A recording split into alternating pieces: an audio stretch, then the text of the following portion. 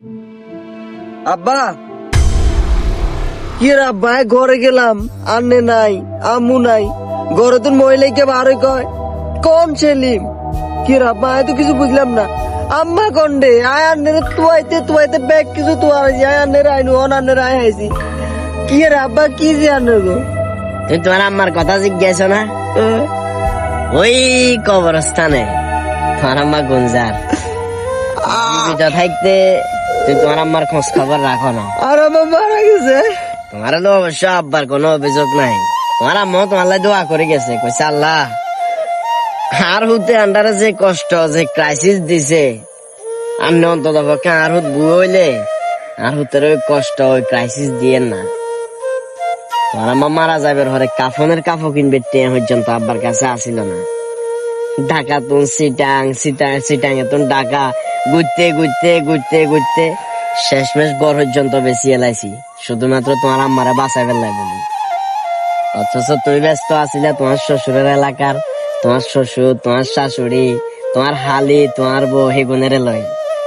তুমি তোমার শ্বশুর শাশুড়ির তোমার মা বাপ বানাইছো, শ্বশুর শাশুড়ির মা বাপ বানাইছো, এটা আর কোনো অভিযোগ নাই, হিগুনও মা বাপ। কিন্তু হিগুনের মা বাপ বানাইতে যায় তুই তোমার জন্মদাতা পিতা মাতারে বলি গেছ।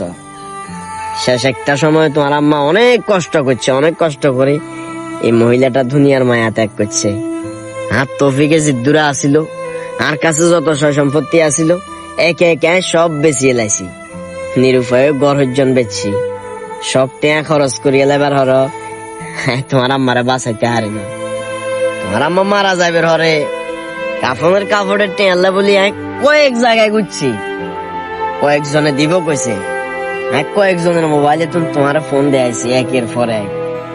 তোমার আম্মার শেষ ইচ্ছা কি আসিল জানো না? তোমার টেয়ার কাফনের কাপড় গায়ে দি তোমার আম্মার দুনিয়ার মায়া ত্যাগ করবে। আফসোস বেসানি হতভাগী এর হয়তো কোয়ালে আসিল না। অনেকগুলো কল দিছি, কল ঢুকছে, তুই ফোন ধর না। পরে আর মাথার ভিতর এটা হঠাৎ করে ধরল যে আর হয়তো বা ব্যস্ত মানুষের বিরক্ত করণ, এটা তো অযুক্তি।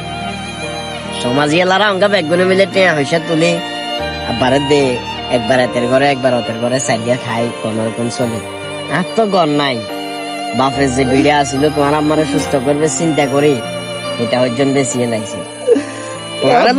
না আব্বার অভিযোগ নাই, আব্বার কোনো অভিযোগ নাই, তুমি থাকো, অসুবিধা নাই।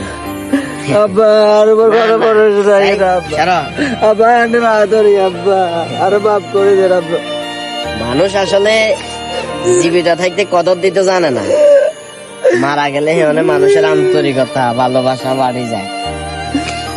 হয়তো বা তোমার মনে ক্ষমা করে দিলাম, উপর আল্লাহ একজন তো আছে, দেখছে না কষ্ট দেখছে, ক্রাইসিস দেখছে, তোমার আম্মা কিভাবে চটপট করছে দেখছে না। দোয়া করি, এরপরে দোয়া করি সুস্থ রাখার তোমার।